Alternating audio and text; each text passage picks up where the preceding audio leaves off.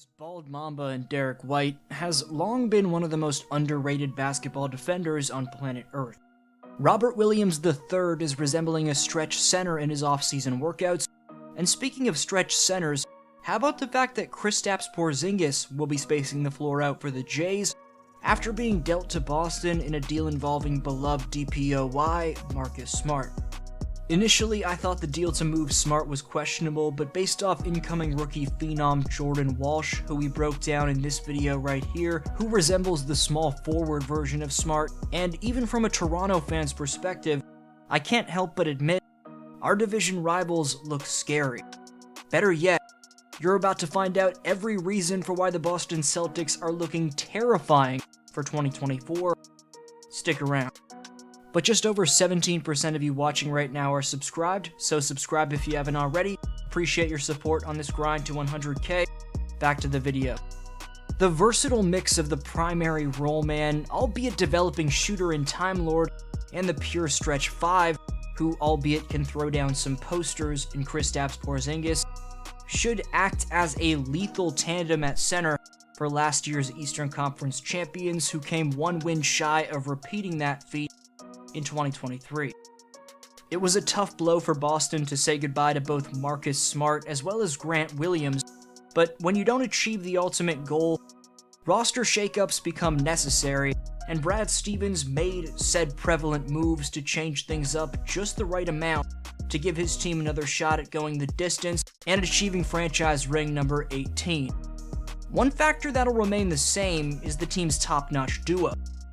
My boy Jaylen Brown signed the biggest extension in NBA history with a monster $304 million deal, an extension that he's taken flack for and will most definitely have to back up.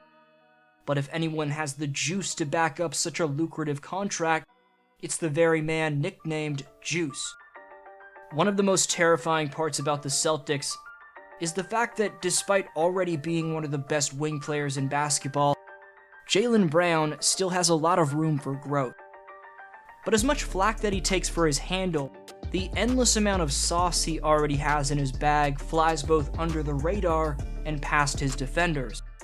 With that said, he can become a much better dribbler if he decides to train his handle like he trained his vertical with his weighted pool workouts last summer.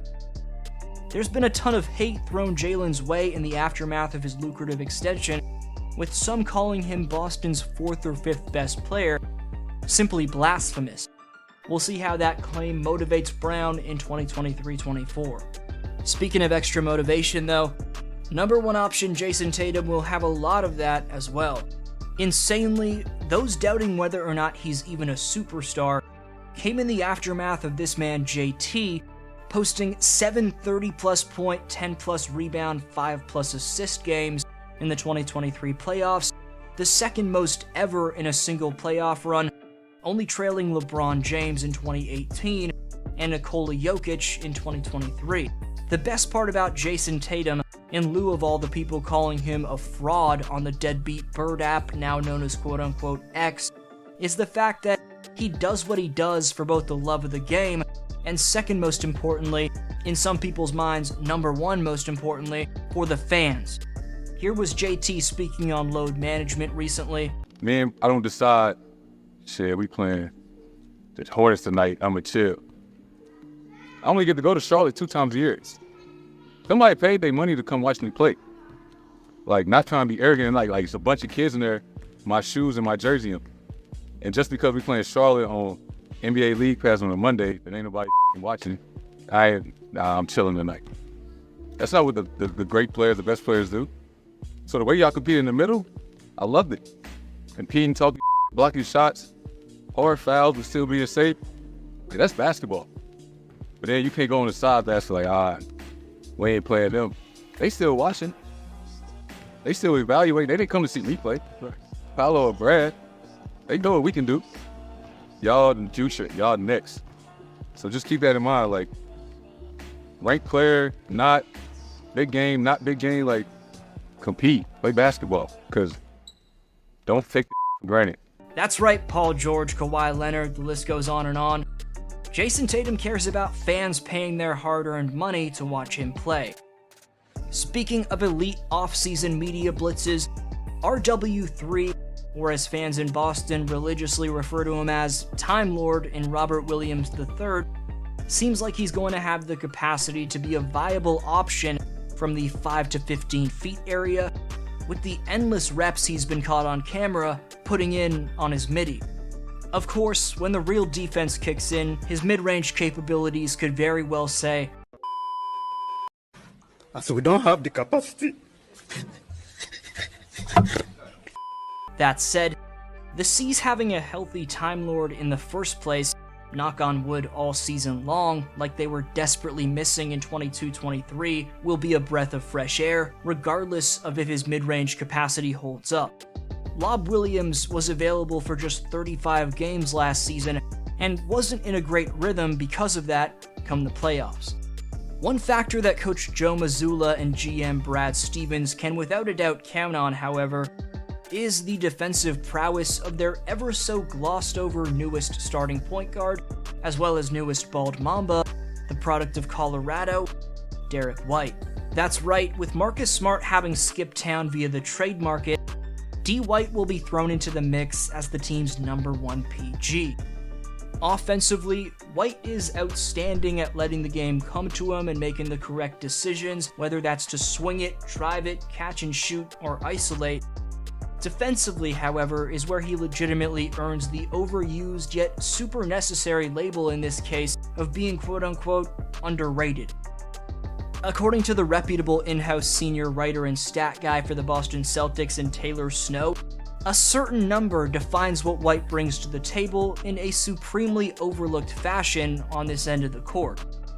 Derek is one of 5 players under 6'5", not in the NBA today, but over the course of the 76-year history of the NBA, to put up at least 75 blocks in a season, only next to Ron Brewer, Dennis Johnson, David Thompson, and Dwayne Wade. Derek's springiness, lateral quickness, hustle, yet always solid, rarely overcommitted positioning, hasn't received nearly enough praise in terms of the factors that have made Boston into the elite team they've been on this side of the floor over the last couple seasons. That 2022 trade deadline deal from Brad Stevens, by the way, in retrospect, seems like a pretty big steal. Back on February 11th of last year, shipping off Josh Richardson, Romeo Langford, a 2022 first-round pick, and a 2028 first-round pick swap seemed like a lot to give up at the time, but based off the value that Bald Mamba's given Beantown, it doesn't seem like too much anymore. That's especially given Derek suited up in all 82 games last year. On top of that astounding defensive stat from Derek you heard earlier, which was from a historical perspective, from a last season alone perspective, D. White had some eye-popping numbers as well. Despite being granted 4 less minutes per night than Marcus Smart, according to NBA University, Derek drew only 1 less offensive foul than Marcus last season. White's 51 offensive fouls drawn were good enough for the 5th best mark in the association. This was one of the many reasons why Derek made the all-defensive second team.